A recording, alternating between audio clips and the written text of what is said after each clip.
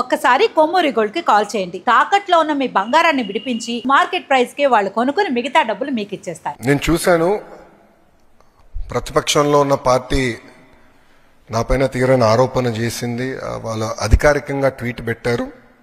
వాళ్ళకి నేను 24 గంటలు సమయం ఇస్తున్నా.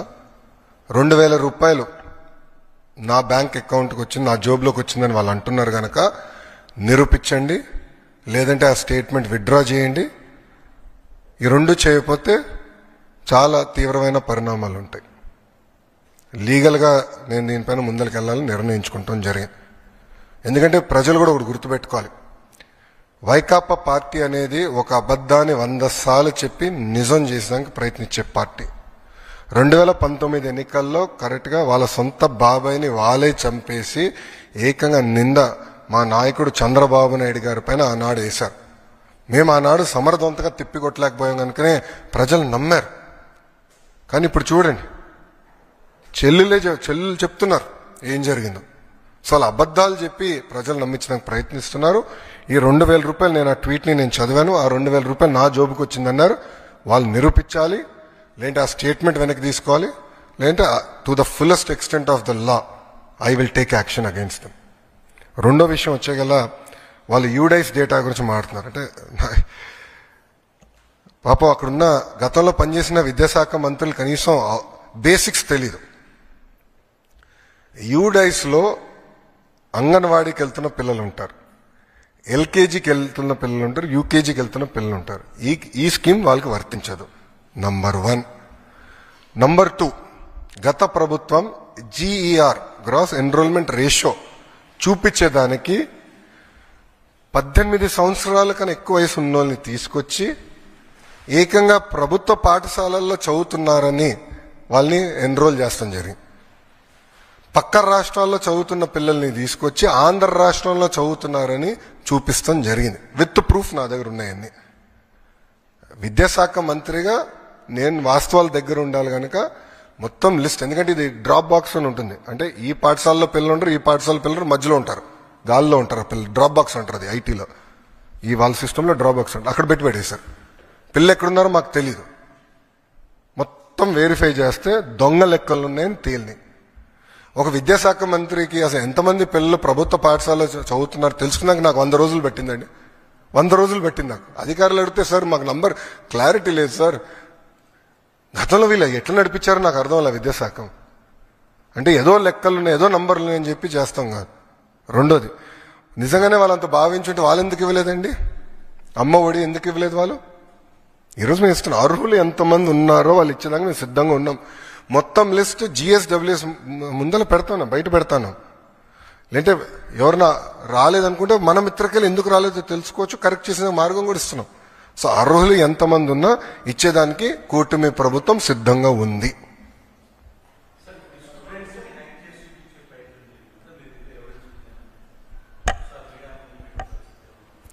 I can give you all the data, నాకు నో ప్రాబ్లం. మొత్తం డేటా నేను మీకు ఇవ్వగలుగుతాను. ఎందుకంటే గతంలో విద్యాశాఖ మంత్రిగా పనిచేసిన వాళ్ళకి డిక్షనరీలో ఏముందో కూడా తెలియదు. ఎందుకంటే కౌన్సిల్లో ఒక వ్యక్తి లేసి ఒక పదం వాడితే నేను అబ్జెక్ట్ చేశా, తీవ్రంగా అబ్జెక్ట్ చేసి వాళ్ళ డిక్షనరీలో దేవుడు అంటే ఏముంది, కూటమి ప్రభుత్వం డిక్షనరీలో దేవుడు అంటే ఏముందో చదివి చెప్తే గతంలో విద్యాశాఖ మంత్రిగా పనిచేసిన వ్యక్తి కనీసం అది కూడా తెలియదు. అంటే డెప్త్కి వెళ్ళలేదండి. ఈరోజు మేము అందరం అహర్నిశలు కష్టపడి డెప్త్కి వెళ్తున్నాం. ఎందుకంటే పిల్లలది ఫార్మేటివ్ ఏజ్, సరైన దారిలో పెట్టాల్సిన బాధ్యత మా పైన ఉంది. అందుకే మీరు చూస్తే చాగంటి కోటేశ్వరరావు గారిని అడ్వైజర్గా పెట్టుకున్నాం. ఆయన ఏ కంటెంట్ అయితే తయారు చేశారో విలువల పైన అది మేము పిల్లలకి ప్రింట్ చేసి ఇస్తున్నాం. ఇట్లా చాలా సీరియస్గా మేము తీసుకుంటున్నాం. ఒక ఛాలెంజ్గా తీసుకుని పనిచేస్తున్నాం. అది కూటమి ప్రభుత్వానికి ఉన్న చిత్తశుద్ధి.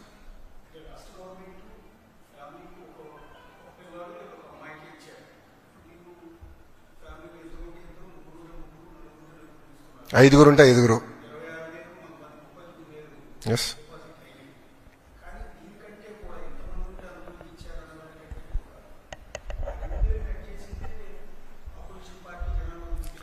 మళ్ళీ వాళ్ళు ఎందుకు ఇవ్వలేదండి?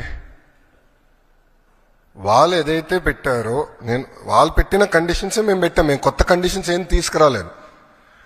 గత ప్రభుత్వం పెట్టిన కండిషన్స్ ఏదైతే ఉందో అదే ఫాలో అయ్యాం. ఎలిజిబిలిటీ క్రైటీరియాకి ఎలిజిబిలిటీ అయ్యేదానికి ఏదైతే ఉందో మెకానిజం అదే మేము ఫాలో అయ్యాం.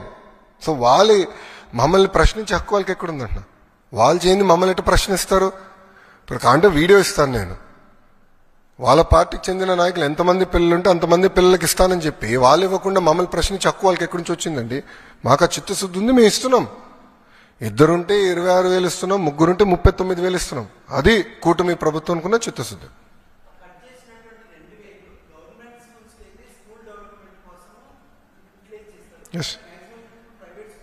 మాక్సిమం లేరు స్వామి, ఐఎమ్ సారీ. ప్రైవేట్ స్కూల్స్ ని అభివృద్ధి చేసాక నేను ఇక్కడ లేను. ప్రభుత్వ పాఠశాలల్ని బలోపేతం చేసాక నేను ఇక్కడ ఉన్నా. ప్రభుత్వ విద్యని బలోపేతం చేసాక నేను ఇక్కడ ఉన్నాను. ఆ డబ్బులు ప్రభుత్వ పాఠశాలలకే ఖర్చు పెడతాము.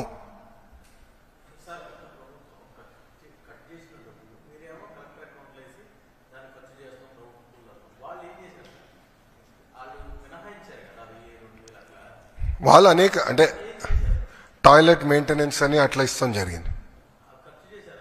కొన్ని ఖర్చు చేశారు, కొన్ని ఖర్చు చేయలేదు.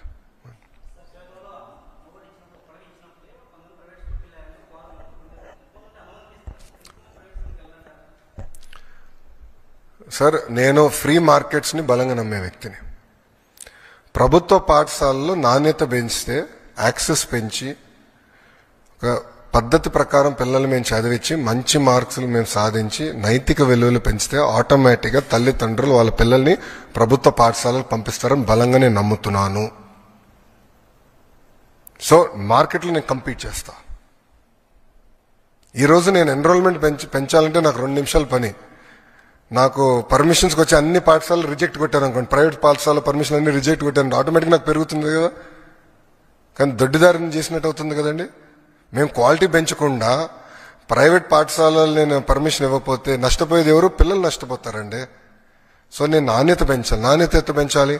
ప్రైమరీ స్కూల్లో 1 class 1 teacher. Second, mega DSC 16,347 teacher పోస్టులు భర్తీ చేసడానికి ఆల్రెడీ డిఎస్సి మొదలైపోయింది.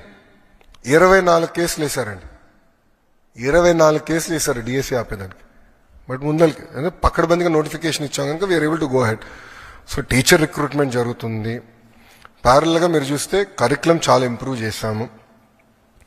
ఉపాధ్యాయులకు ఎలాంటి ఇబ్బంది లేకుండా సంస్కరణలు తీసుకొచ్చాం. సో వాళ్ళందరినీ భాగస్వామ్యం చేశాం. ఇంకో పక్కన తల్లిదండ్రుల్ని, విద్యార్థిని, ఉపాధ్యాయుల్ని ఎంగేజ్ చేస్తూ పేరెంట్ టీచర్ మీటింగ్ కూడా పోయిన సంవత్సరం డిసెంబర్లో పెట్టాం. ఈ సంవత్సరం కూడా జూలై 5వ తారీఖు నాడు మెగా పేరెంట్ టీచర్ మీటింగ్ ఉంటుంది రాష్ట్ర వ్యాప్తంగా. అదేవిధంగా డిసెంబర్లో మళ్ళీ ఉంటుంది. సో గౌరవ ముఖ్యమంత్రి గారు, ఉప ముఖ్యమంత్రి గారు కూడా ఈ కార్యక్రమాల్లో పాల్గొంటారు. ఫీల్డ్కి వెళ్తారు, తల్లిదండ్రులతో మాట్లాడతారు, ఎంగేజ్ చేస్తాం. సో కమ్యూనిటీని కూడా మేము ఎంగేజ్ చేస్తాం జరుగుతుంది. సో నాణ్యత పెంచాలి, క్వాలిటీ పెంచాలి, లెర్నింగ్ అవుట్కమ్స్ పెంచాలి, రిజల్ట్స్లో పెంచాలి. ఆటోమేటిక్గా తల్లిదండ్రులు ప్రభుత్వ పాఠశాలకు వాళ్ళ పిల్లలు పంపిస్తారని నేను బలంగా నమ్ముతున్నాను. మేడం గారు చేయిపోయి first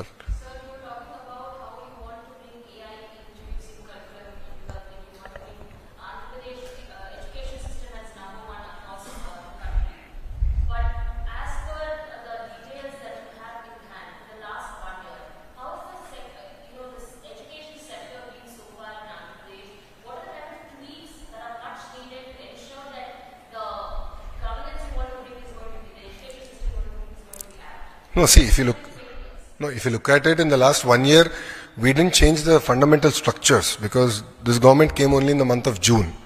So by then the academic year started. I didn't want to mess around with the system. I took an objective evaluation on the reforms, and whatever reforms that were taken in the past which are working, we continued.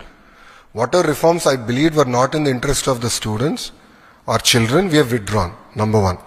So if you look at it, I didn't get the benefit of the full year. However, we've had certain action plans to improve our performance in terms of marks. So if you look at our inter or 10th, government schools have done definitely far better than they did in the past. That is first one. However, in the last 1 year, the structural reforms which we believe are very important to strengthen government schools is what we started. So if you look at our one class, one teacher policy, which I believe is very, very important, strengthening our high schools, recruitment of our teachers, all this work has started. Parallelly, what we have done is we have built an app called LEAP app, Learning Excellence of Andhra Pradesh, where the teacher, the parent, the student will be integrated. We are going to use prescriptive homework for every child. We are going to give prescriptive homework from government. And any subjects that the child is weak in, based on our assessment, we want to push summary videos through that app so that the child can look at the video, learn, understand the basics a tad bit better. And all this is going to be the property of government of Andhra Pradesh. So we are really working in a very systematic manner to build such kind of infrastructure and all that. As far as introduction to certain subjects, there's been a lot of debate internally on life skills. How do you balance a budget? How do you, what does it take to do agriculture? What is AI? How do you use AI better? So we've received some input that we can start doing this as sort of a life skills course for our children. So that's something that we are also now implementing starting this year. So I believe that we are starting on a very strong foundation, and this will yield in much better learning outcomes in the coming years. So I'll give you an example of it. If you look at our literacy rate, Andhra Pradesh is last in India. And one of the primary reasons is that adult education in the last 5 years, the government only educated 4.5 lakh adults. Whilst this government in the first, I wouldn't say first 6 months because we didn't get time. By the time I got a hang, it took me 6 months. In the second 6 months, close to 7.5 lakh adults were educated. Now my target to my team is 25 lakh adults have to be educated every year. So we call it Project A. And we said we want to take it very seriously. So adult education is something very close to our heart, and we want to create a generation of literates. So we are taking a 4-year action plan where we want to be among the top 5 in the country. Top 5 in the country, from being the last. And it's a mission mode, we are driving all this. So there are clear indicators that we are using to drive agenda. Is it a jarring reminder that the standard of Andhra Pradesh education is not up to the marks as compared to other states? Do you believe that? I believe that the earlier government didn't do what it's supposed to do. I think it's very easy to blame a system, blame officials, blame teachers. I don't think that's the case. I believe the case is lack of motivation, direction from the leader. See, end of the day, the captain of the ship has to give guidance, direction. The earlier guidance, direction of the government was only to push a button. And please explain this to me. How does a chief minister review education department in 1.5 hours? It is impossible. It is simply impossible. So they never went into depth. They never went into basics. They never understood it well. They said, all they thought was, we'll push a button, results will come. Spending went up, but learning outcomes went down. And that's an example. So we have a strong captain. Our chief minister is quite clear. He motivates us day in, day out. He drives us like there's no tomorrow. And there are clear KPIs now identified for us to deliver as far as my ministries are concerned. And we are focused on delivering that.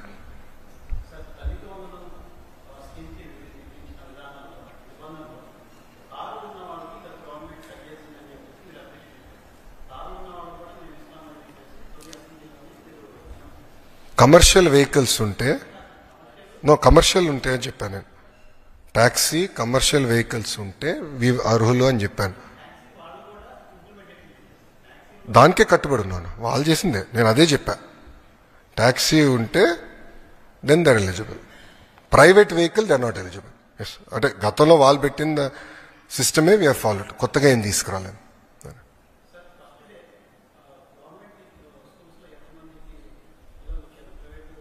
Boss, it will take at least 1 month. మొత్తం dust set లేదానికి 1 month పడుతుంది నాకు. First డేలో ఎంతమంది వచ్చారనేది enrolment అవుతూ ఉంటుంది. మీరు ఎక్కడికి వెళ్ళినా మొదటి 1 month ప్రైవేట్ నుంచి కొంత పిల్లలు మాకు వస్తారు, మా దగ్గర నుంచి కొంతమంది వెళ్తారు, లేదంటే ఈ స్కూల్ నుంచి ఆ స్కూల్ మూమెంట్ ఉంటుంది. సో నేను ఇప్పుడు ఒక నెంబర్ కమిట్ అయ్యి మళ్ళీ తర్వాత వేరే నెంబర్ బయటకు వస్తే అది కరెక్ట్ కాదు. So you have to give me time till July 5th అమ్మా, so that things will settle down for me.